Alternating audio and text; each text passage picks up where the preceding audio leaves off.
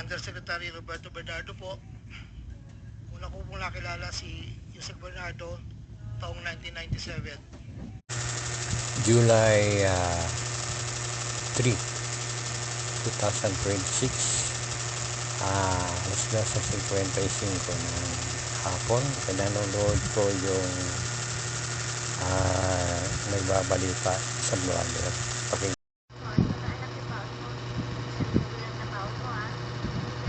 Yun muna yung inuna.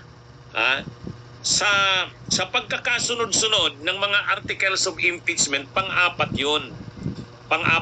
Kaya lang, yun kasi yung medyo madali na medyo konti ang ebidensya doon, konti ang testigo. Para makapagsimula na yung impeachment trial, yan na muna yung inuna. Yung iba kasi, grabe ang mga ebidensya doon. Yung sa confidential funds, yung sa unexplained wealth. Ito, madali-dali ito. Kaya kanina, ang isinalang yung yung natestigo, yung sa NBI. Tungkol sa nangyari kanina, mga kabunyog, yung abogado ng defense, Attorney Joaquin Carlo Narbasa ba yun? Pasensya na, hindi ko masyadong natandaan ang pangalan ng na yun. Pero parang Joaquin Carlo Narbasa yan eh. Joaquin Carlo Narbasa. Yang nakikita nyo sa kanan, yan yung Joaquin Carlo Narbasa. Ang nag-present naman sa panig ng prosecution ay si Attorney Amando Vergil Ligutan. Saka si Congressman Lawrence Defensor. Yan yung magkatulong kanina.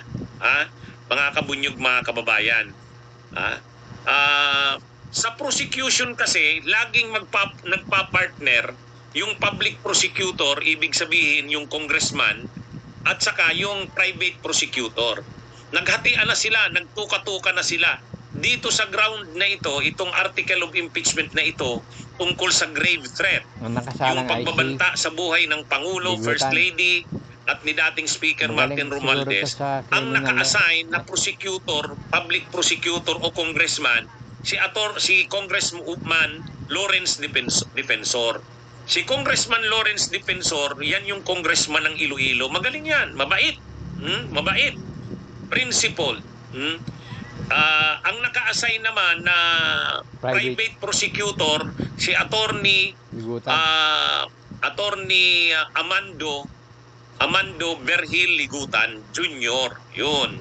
Sa parte naman ng defense, ang naka-assign naman yung Attorney Joaquin Carlo Narbasa. Carlo Joaquin Narbasa, tama ba?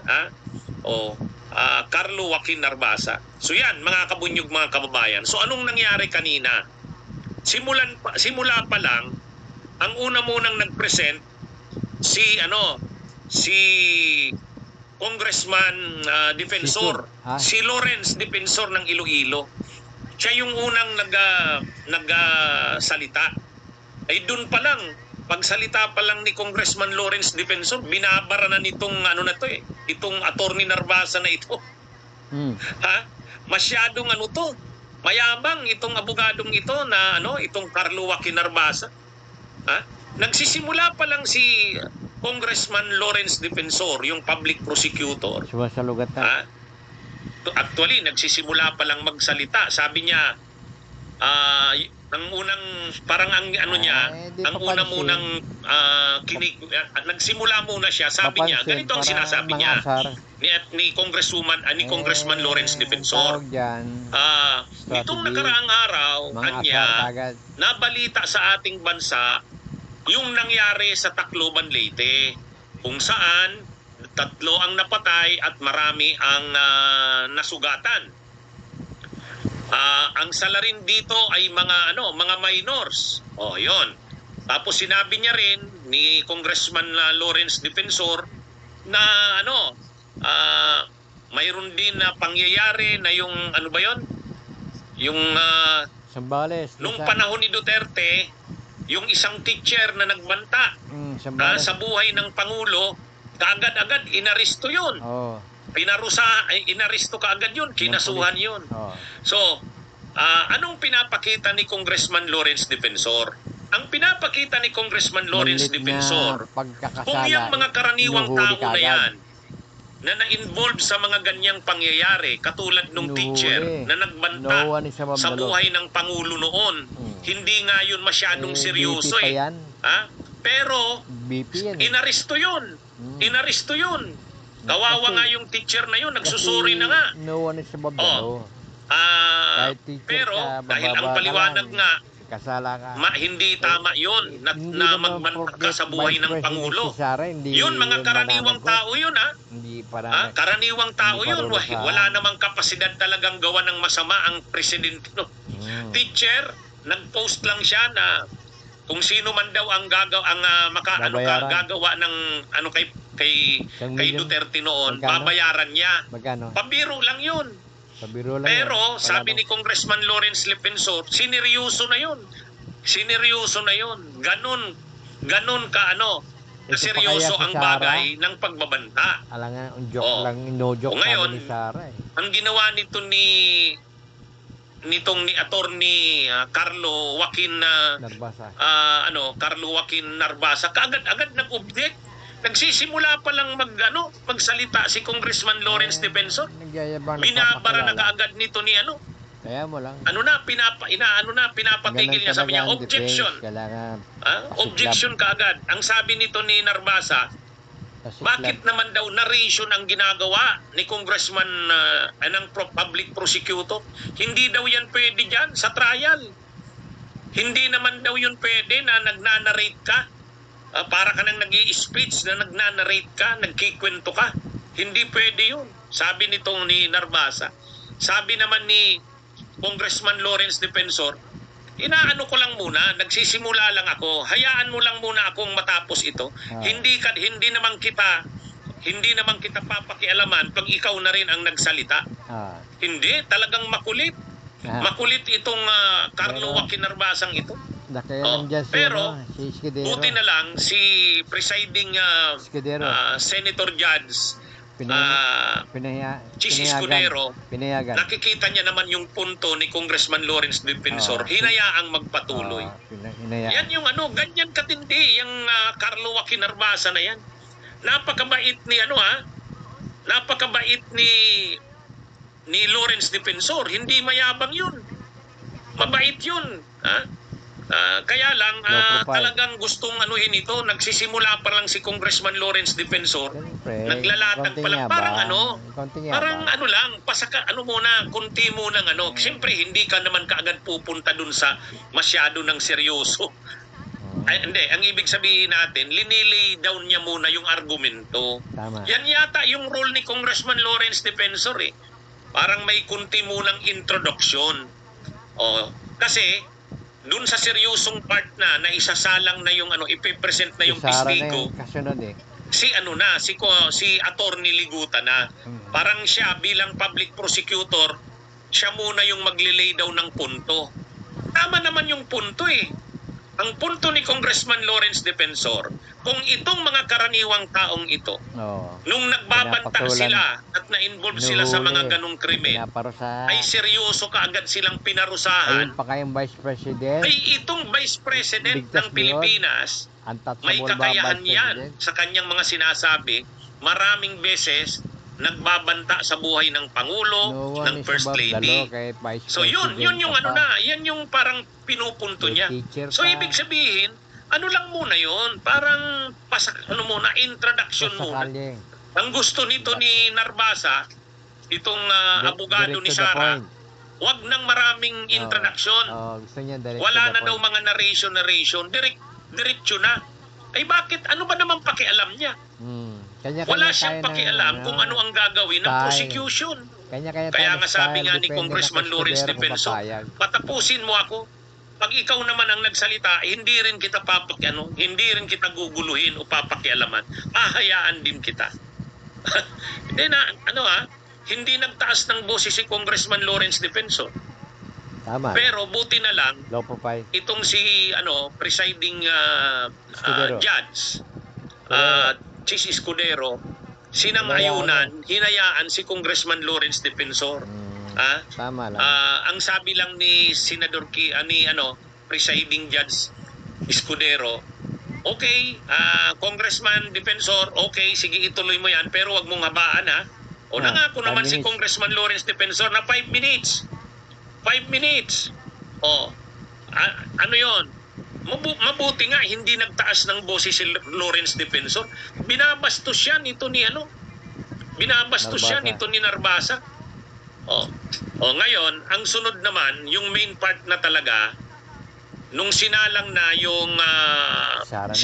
yung unang witness, NBA agent. yung tauhan ng NBI na nagsagawa ng investigasyon doon sa pagbabanta ni Sara. Doon, medyo mahaba na yon. Ang naka-assign na ngayon na private prosecutor na siyang Attorney Ligutan. Mark, Jan direct Mark, examination ang tawag doon. Jan direct Mark examination. Ligutan, ng taga Cebu. Kasi ang nag-direct examination, kinuha yung direct testimony nung testigo. Itong si Attorney Amando Virgili Amando Gutan pala. Jr. Ngayon, ito na namang Yung si Narbasa, Jan hindi Mark. pa rin tumitigil. Kung paano John niya, Mark. nagsisimula pa lang si Congressman Lawrence Defensor, NBA. inaano niya na kagad, object na siya, ay mas malala dito kay Attorney Ligutan. Bawat salita ni Attorney Ligutan, bawat sabihin, may objection. Ha? Nakailang objection? Siguro 6 yun o 7. Ha? Nabilang nyo ba? Wala nang ginawa itong abogadong ito, objection. Ha? Objection, Your Honor. Kung ano-ano, kahit kaliit-liiting bagay, nag-o-object. Grabe. Matindi Kaya mga mabang- kabunyog, yung abogado na yun ni Sara. Sa mga gugulo Hmm? yan. Mayabang pa. Mayabang. Hindi talagang ibang klase mga kabunyog. Napanood nyo sigurado ako. Ha? Una doon sa yung photocopy. Dapat daw original. Ay sinabi na rin ni Congressman ni Attorney Ligutan, hindi. May bago na tayong doctrine. Ang photocopy, ano na yan? Okay na yan sa ngayon. May bago na tayong dyan. Basta Ayan, ang tawag True tuloy ni copy. Jackson, attorney objection. Hindi. Tapos yung Certified true copy. pati pagsasalita ni Attorney Ligutan na nagpo-post, pati yung mga poses ni Attorney Ligutan, ino-objectan niya. Ino-objectan niya, pati yung manner ng pagsasalita. Matindi. Matindi mga kabunyog, mga kababayan. Itong Narbasa na ito. Kaya ang komentaryo ngayon sa social media, si Attorney Objection. Si Attorney Objection. Si Mr. Objection, tama si Answer Lauro. Hindi, sa totoo, mga kabunyog, mga kababayan, totoo naman. Kung ikaw abogado, may nakikita kang dapat objectan, mag-o-object ka. Pero wag naman yung kahit katiting na bagay, kaliit-liiting bagay, kaliit-liitang bagay, mag-o-object ka. Pati yung manner, yung Tayo po ay poses, yung nakikinig kay pagpupos, Attorney yung Vicky pagsasalita ni Tumotorgo Attorney Lagutan, sa kanyang Facebook. kinokomentaryuhan niya, nag-o-object siya. Grabe. Credit to Attorney Rex Ano yan, mga Vicky kabunyog, mga kababayan? Tumotorgo. Siguro 6 na objections Tayo yun po ay sa mga nakikinig sinasabi ni aking Attorney Ligutan. YouTube channel, Danilo Ang sabi niya lang nga ni Dizon Attorney Ligutan, TV. parang ganito, wag muna. Hold Meron your pa isa. horses. Meron pa isa. Hold your horses. Kumbaga, wag muna. At saka sa totoo lang, objection. Sinabihan na. Linikturahan na ni Attorney Ligutan. Kumbaga ganito, sa ating mga abogado, yung admissibility ng evidence kung tatanggapin o hindi, ino-objectan yan kapag in-offer mo na. Hindi pa naman ino-offer ipipresent pa lang. Ang rule kasi sa aming mga abogado, ipipresent muna yung mga Tayo po ay nakikinig yung testigo, sa aking YouTube ebidensya. channel, May time dyan na mag-o-offer ka na ng mga Danilo evidence mo. Dizon Doon na yan TV nag-o-object at sa admissibility Danilo kung tatanggapin o hindi. Dizon Ang rule muna, 2.0. tingnan muna yung ebidensya. At meron din po Tingnan akong muna yung testigo, pakinggan Facebook muna. page. Saka na yung objection sa admissibility. Ang Ay dito pangalan, hindi. Garja Oh. Balita. Ang una kaagad na inobjekan, Garja wala daw yan sa Balita. lista, yung witness na yan. Oh, imagine niyo. Hindi. Ha? Sumunod yung tinatanong ni Attorney Ligutan, na matindi ito, tinatanong ni Attorney Ligutan Wala yung daw witness. sa complaint. Ano bang statement ni complaint. Vice President Sara ang iniimbestigahan mo? Sabi ni sabi ni wala daw sa yung complaint. attorney ni Sara, si Hindi Narbasa. Objection, vague. Natatawa na lang si Ligutan. Bakit natatawa na lang? Paano naging vague? Paano naging vague yung tanong? Hindi, sa totoo lang. Yung pagpupos ni Attorney Ligutan, inuobjekan, kinukomentaryuhan. Yung pagtanong ni Attorney Ligutan na Mr. Witness, sabi, Mr. Witness, ano bang sinabi o statement ni BP Sara ang inimbestigahan mo? Sabi ni Narbasa, vague. Objection, Your Honor. Vague. So tinatanong ngayon ni natatawa na lang si Ligutan, bakit vague? Paano naging vague? Ganon din si presiding officer Chis Escudero. Sabi niya, paki-elaborate, bakit vague? Oh, hindi, sa totoo lang, kaya ang nangyari kay Chis Escudero, laging ang ruling ng presiding officer, objection overruled. Nakailang objection overruled yun eh. Ibig sabihin, hindi sinasang-ayunan ng presiding officer yung objection ni Narbasa. Panggulo lang talaga, mga kabunyog, mga kababayan. Panggulo lang. Kaya doon kanina, ang naging bida kanina, si Attorney Amando Berhil Ligutan, ang daming humanga sa kanya. Ang daming humanga kay Attorney Amando Berhil Ligutan. Sa totoo lang, sa social media ngayon, kung titingnan nyo, bilib na bilib ang mga tao, ang maraming tao Sa kay husay. Attorney Berhil Ligutan, Sa husay. kay Amando Berhil Ligutan. Pero sukang-suka ang mga tao Amando. dito kay Narbasa. Iba yung Armando sa Amando. Mga kabunyog, Walang mga kababayan. Kaya Amando Berhil. matindi talaga itong Ligutan. abogadong ito na mga kabunyog, pahiya yung Narbasa na yon. Lahat ng reaksyon sa social media ngayon negative sa kanya. Ayaw mo lang negative kasi bayad naman sa Negative. yan. Si Ligutan, bida. Bida si Ligutan. Saludo yung mga tao. Ricky Motor Ha? sa O yan. kanyang O, vlog. Ngayon, sino ba si Ligutan at sino si Makikita lang Narbasa? po yung kamay So at pinagkukumpara yung ngayon ng ating dalawa. larawan sa baba ng video. Maganda yung pagkukumpara. Unang-una, Makiklik po yung ito pa lang si subscribe. Maraming salamat Attorney Ligutan, mga kabunyog, hindi pala ito simpleng abogado. po. UP. Matalino talaga pala ito. Saka partner Cebuano pala yan. ito, Cebuano. Ay, managing Si Attorney Amando Berhil Ligutan. Sabihin, may law. Ha? Meron Cebuano pong na lawyer. Law firm. Ang course ay ang undergrad course nito, AB Philosophy. Bachelor of Arts, major in Philosophy sa University of San Carlos sa Cebu. So Cebuano.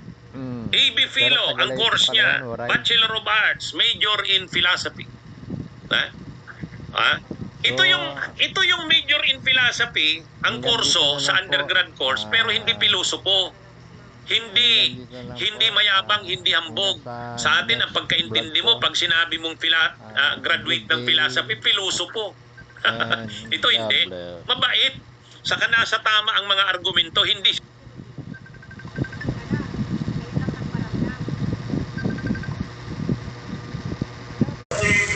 Almost confined to the executive department po. Ang proseso ay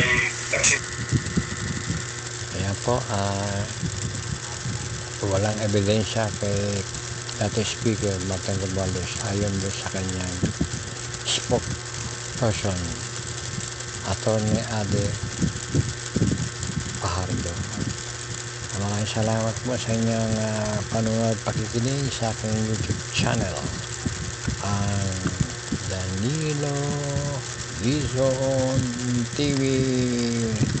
pakiclick lang po yung kamay at larawan sa baba ng video. Lalabas po yung the word subscribe, pakiclick po. Maraming salamat po sa inyong suporta. Hanggang sa muli po. Good day and God bless. Sa 2024, sa UA 1650. Tarlac 2nd, 925. Tapos 2024, 1 billion 25. Pampanga, sa 2023, 1 billion 125. 2024, 75 million lang po. Wala pong alam yung mga tao doon na DE. Ako lang po ang kausap nila. Hindi po alam nila yun ay kay Kong Saldi. Dahil ako lang po, hindi ko po pwedeng sabihin kung saan nanggagaling. Ito po, ang mga iba naman pong nagbababa ay nakilala ko ang kumpanyang Pearlstar. Ngunit kahit pamilyar ako sa Pearlstar, hindi ko kilala ang may-ari nito. Naging tauhan ng Pearlstar, ang kilala ko na MK. Na-meet ko po siya sa district. Meron po siyang project na isang tulay na inabutan ko before. Sa pagkakalam ko, si MK ay anak ng may-ari ng Pearlstar. Nagkaroon ng pagkakataon ng 2020 na lumapit sa akin si MK na Pearlstar na nakiusap ng humingi ng listahan para sa flood control. Ayon kay plano raw nilang lakarin ng pondo para sa mga flood control projects. Ako'y nagbigay sa kanya ng listahan at nalumabas naman po ito sa GA at UA. Kinaklaro ko na wala akong alam o personal knowledge kung paano nakuha ng Pearlstar ang pondo at kung sino ang kausap nila para masiguro ang pagkuha ng pondo. Hindi po ako knowledgeable doon, basta nagbibigay lang po ako ng listahan. Ang proyektong iginawa ng Pearlstar ay pinunduan mula sa National Expenditure Program at papondong itinakda ng bicameral conference ayon po sa record. Ito pa po, meron pong 2022, si Commissioner Mario Lipana po ay nanghingi rin po sa akin ng listahan.